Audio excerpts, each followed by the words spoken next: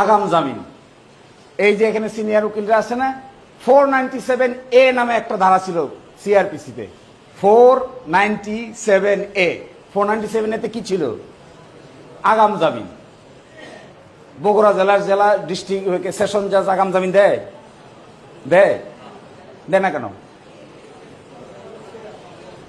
আপনারা সবাই মিলে দায়িত্ব ধরতে পারবেন? বলে এখন থেকে দিবেন? পারবেন ধরতে? পারবেন না। যে পাওয়ার হাইকোর্টের আছে আগাম জামিন দেওয়ার ক্ষমতা, সেম ক্ষমতা বগুড়া সেশন জজের আছে। দেয় না কেন? নিতে পারেন না কেন? কেন বগুড়া থেকে একজন নারী শিশু মাকে, বউ আর হাজবেন্ড মারামারি করছে, মাকে আসামি দিছে, বাপকে আসামি দিছে, ভাইকে আসামি দিছে, চাচারে আসামি দিছে, এই যে আপনারা জোর করে ধরে ঢাকায় পাঠান, কেন ফিরাইতে পারেন না? বলতে পারেন না রে আপনি এখানে বসছেন কেন? Apply your jurisdiction. Your jurisdiction is as equal jurisdiction to the High Court Division. High Court Division আগাম জামিন দিলে আপনিও দিতে পারবেন, High Court Division 492 বেল দিলে আপনিও দিতে পারবেন। This is a concurrent jurisdiction. কেন বলতেছে কথাটা জানেন? এই আগাম জামিনের একটা সেকশন ছিল 497A, এরশাদ সরকার এই আইনটাকে বাতিল করে দেয়। হাইকোর্ট চলে যায় বাংলাদেশের 6 জায়গায়, তার মধ্যে হাইকোর্ট একটা চলে গেছিল বরিশাল। খন্দকার স্যারের বাড়ি হইল বামনা পাথরঘাটা, বরগুনা জেলার।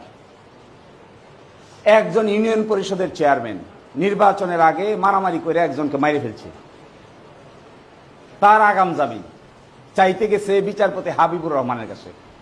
তখন সাব ডিভিশনাল বেঞ্চ বিচারপতি হাবিবুর রহমানের কাছে উনি গিয়ে আগাম জামিনের দরখাস্ত করছে।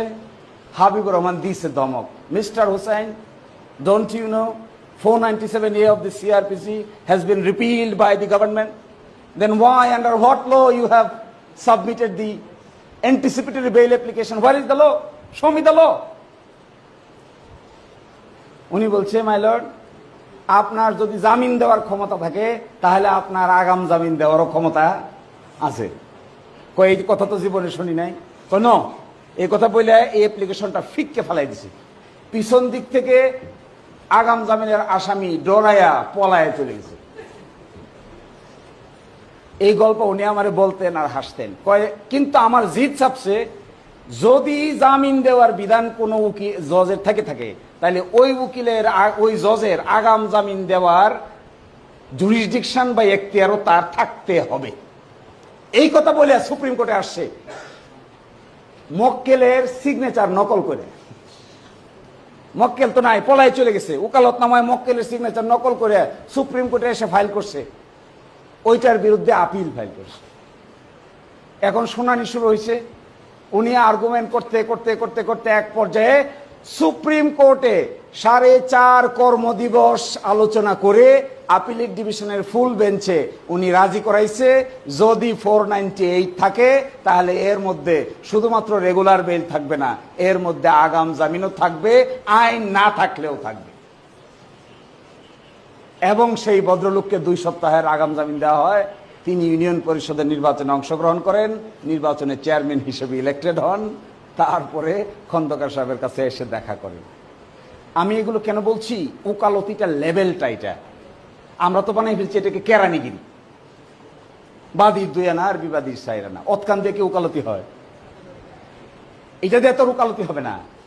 কিংবা আসলো একজন, মুসাফেদ একটা করো, হাসামিসা লেখো, নিয়ে যাও, একটা সমন ইস্যু করে দাও, বাস শেষ।